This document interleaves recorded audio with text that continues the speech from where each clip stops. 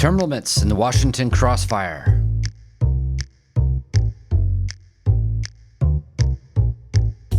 Hi, I'm Philip Blumel.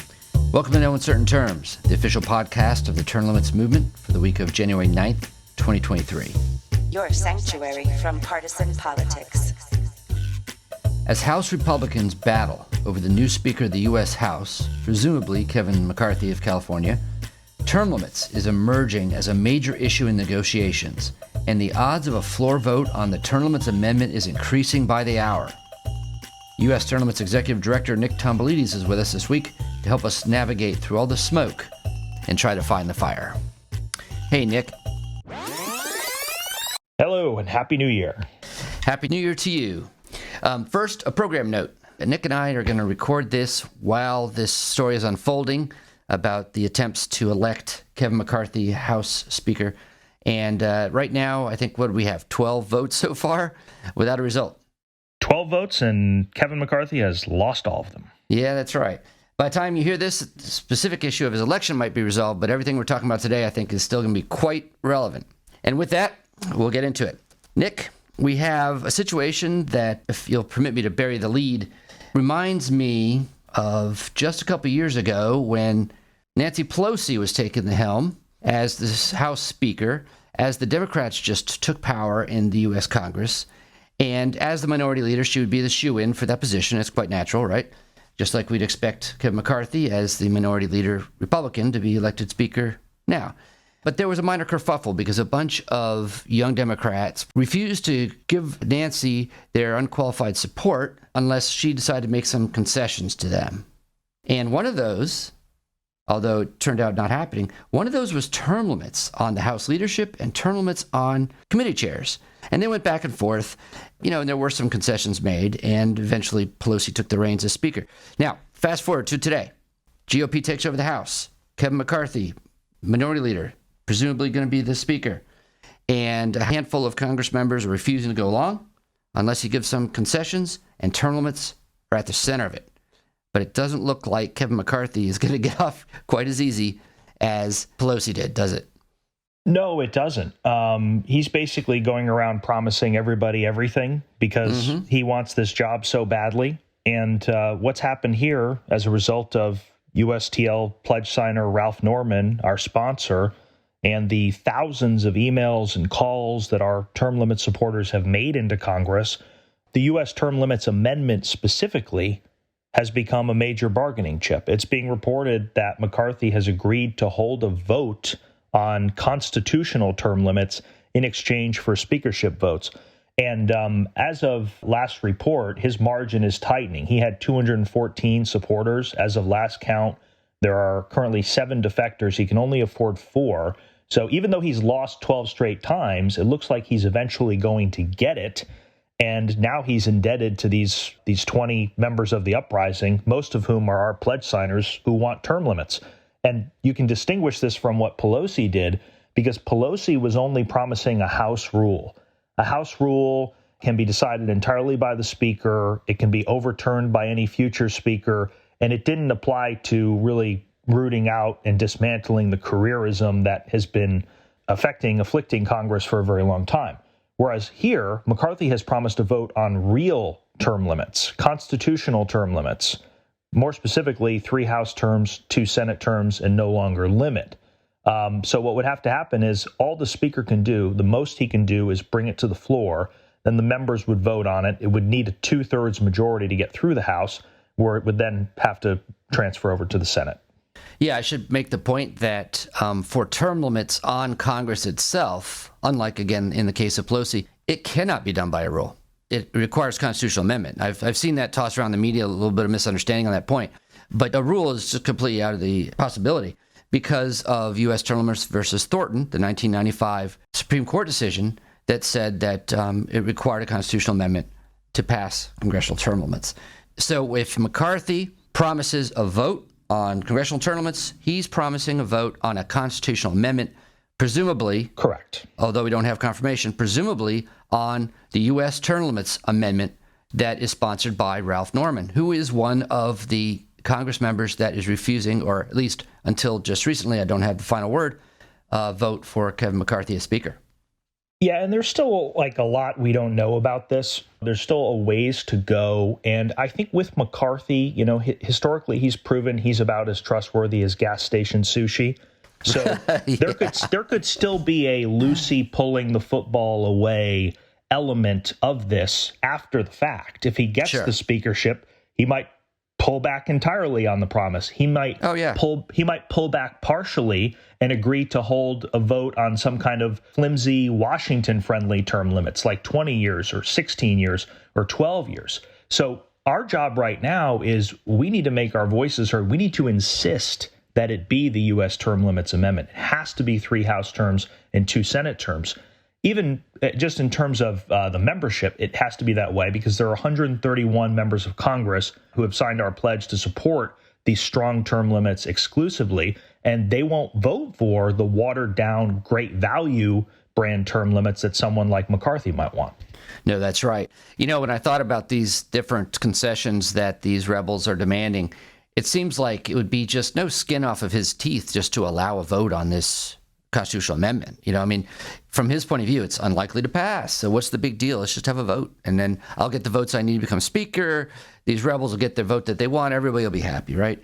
Well, and it would be, one thing to add, too, it would be a political bonanza for Republicans. Oh, no kidding. You could see all the benefits for them. It would automatically elevate congressional Republicans to a level of status and respect that they've never had in my lifetime. I mean, they've been a running joke. They've been a punchline with how ineffective they are, and particularly when McCarthy was in leadership.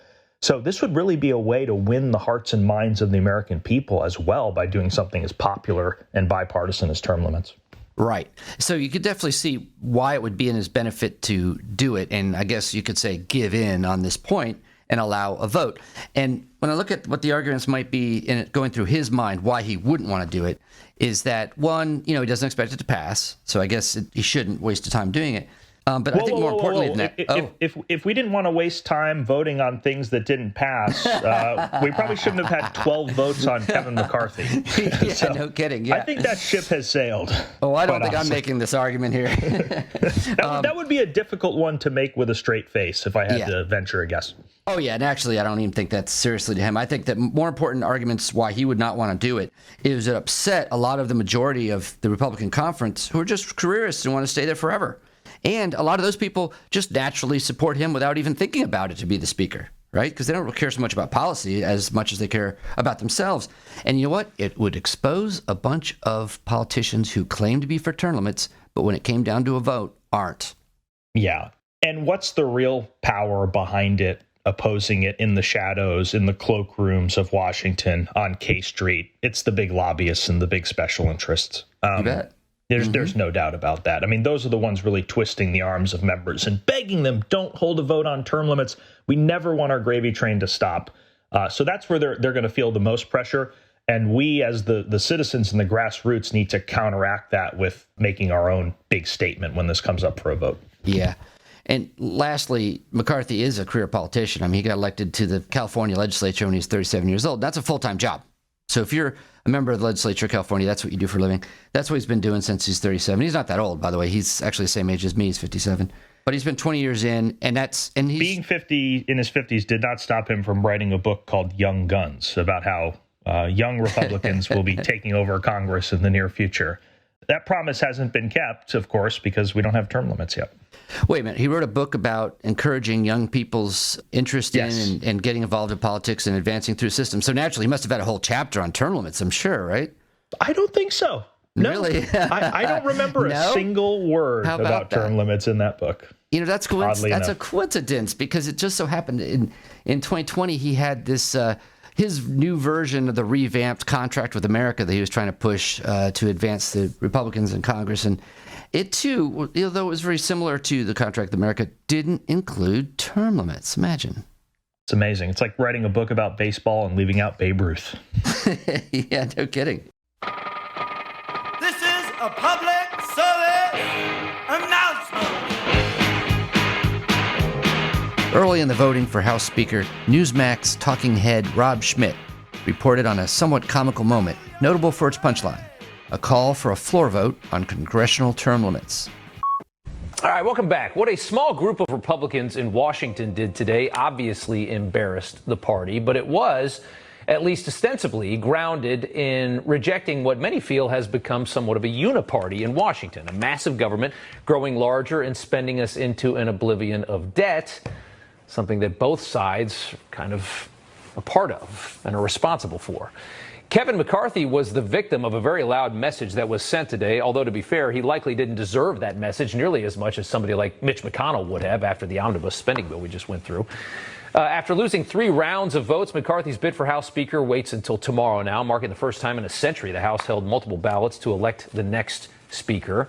Wasn't a great day for Republicans in general. In the first round, McCarthy had 203, Jeffries 212, 19 others. At that point, Jim Jordan only had 6 votes. Andy Biggs had around 10. The second round came next. McCarthy 203, Jeffries 212, Jordan with 19. Now, if you're looking for an explanation as to why Republicans had such a humiliating afternoon, here's Chip Roy explaining what it was that they were trying to do.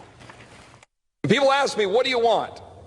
I want the tools or I want the leadership to stop the swamp from running over the average American every single day. I'm going to sit here until we figure out how to stop spending money we don't have.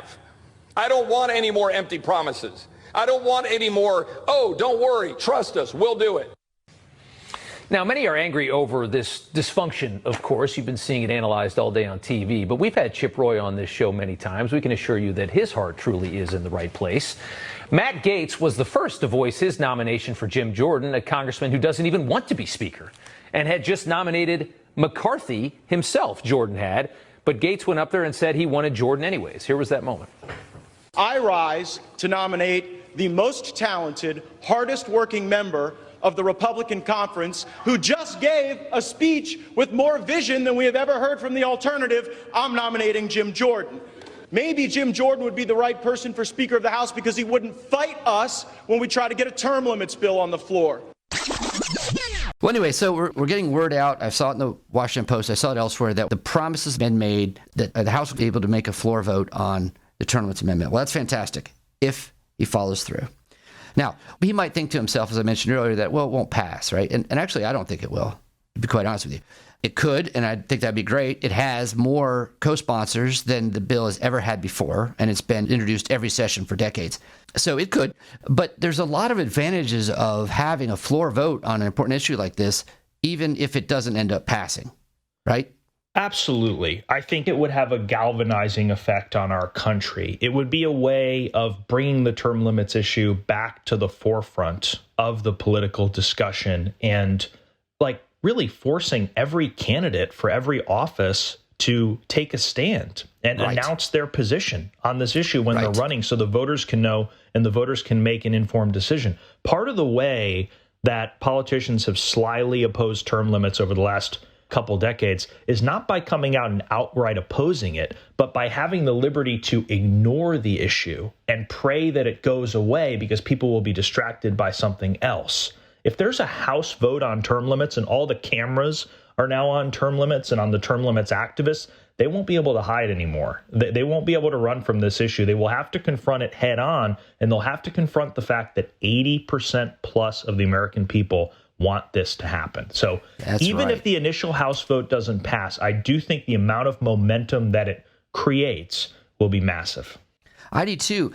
Think about the power of the U.S. term limits pledge that we give to candidates to sign, usually prior to them winning seats in the Congress.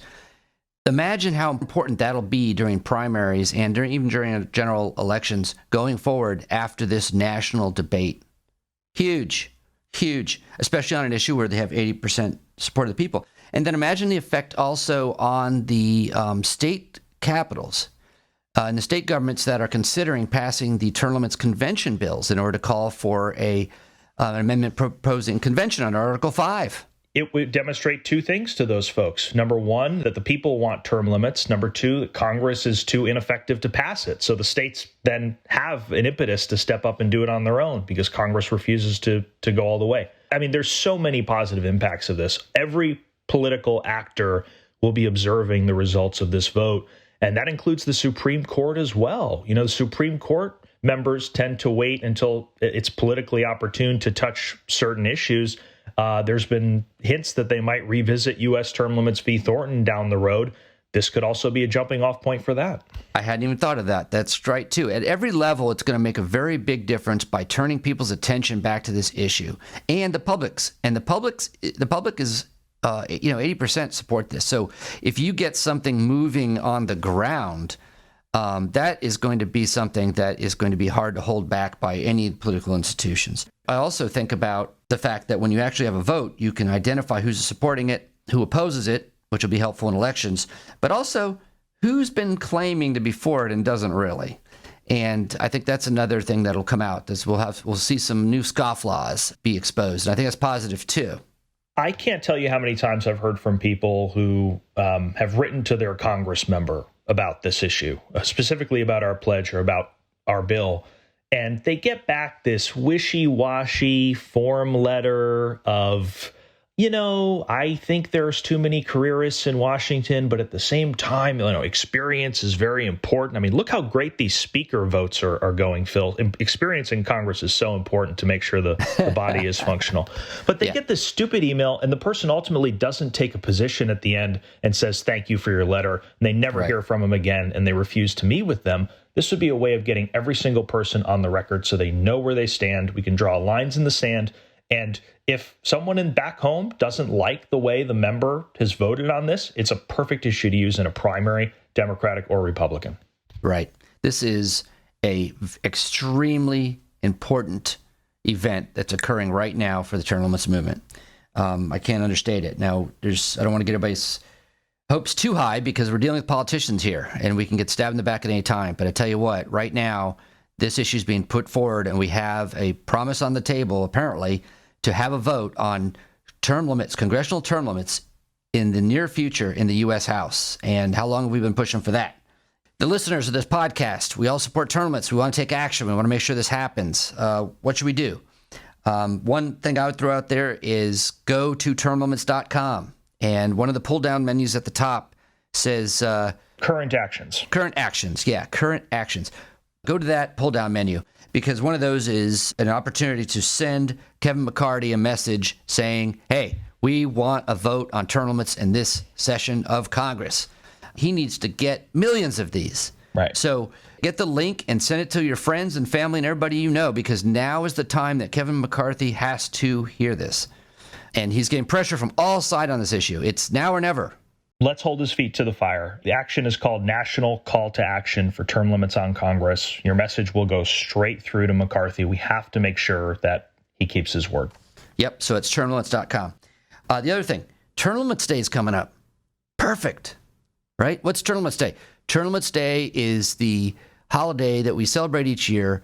It celebrates the passage of term limits on the U.S. president, but it's become a generic term limits, a celebration day. On every term limits day, we ask that people make some show of public support for term limits. And do you see how important it is this year while this debate's going on and the timing with this upcoming potential vote on congressional term limits? They need to see this. They need to see bumper stickers on cars. They need to see signs in people's yards, right? They need to be getting letters and they need to see letters in papers. They need to see us excited and engaged in this issue so that they can't just pretend that the deal was never made, right? We got to hold their feet to the fire. Absolutely. I couldn't agree. You said it so well. I don't really have anything to add to that. Okay, very good. All right, well, I look forward to following up next week with what came of this week's votes, because I imagine it's going to be all over by then. All of the Republican House members seem to be McCarthyite now. It's oh, really? Ich bin ein McCarthy. They're very close, and he's up to 82% now on the prediction markets, 82% chance of becoming the next speaker. So this deal could be done by the time this podcast airs. We'll find out. Yeah. I hate to sound so jaded and boring, but I never really doubted he'd be the speaker. What I was all excited and concerned about is whether or not term limits would end up being part of the mix, and it is. And by the way, we don't love McCarthy, but we're not opposed to politicians having to do the right thing for the wrong reason. Oh, right, because they've been boxed into a corner by the grassroots and by members of the caucus who are more principled than they are on term limits. Sure. In fact, that's how democracy works when it does work. Very good. Thanks a lot, Nick. Next week. Awesome. Like the show? You can help by subscribing and leaving a 5-star review on both Apple and Spotify. It's free. Thanks for joining us for another episode of No Uncertain Terms. The term limits convention bills are moving through the state legislatures. This could be a breakthrough year for the term limits movement. To check on the status of the term limits convention resolution in your state, go to termlimits.com/takeaction. There, you will see if it has been introduced and where it stands in the committee process on its way to the floor vote. If there's action to take, you'll see a Take Action button by your state. Click it. This will give you the opportunity to send a message to the most relevant legislators, urging them to support the legislation. They have to know you're watching. That's termlimits.com/takeaction. If your state has already passed the term limits convention resolution, or the bill's not been introduced in your state, you can still help. Please consider making a contribution to U.S. term limits. It is our aim to hit the reset button on the U.S. Congress, and you can help.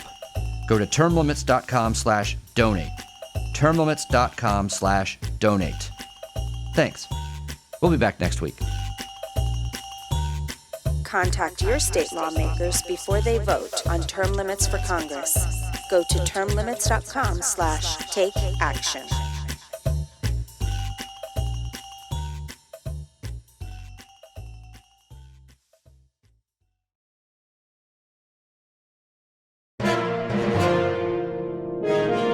USTL.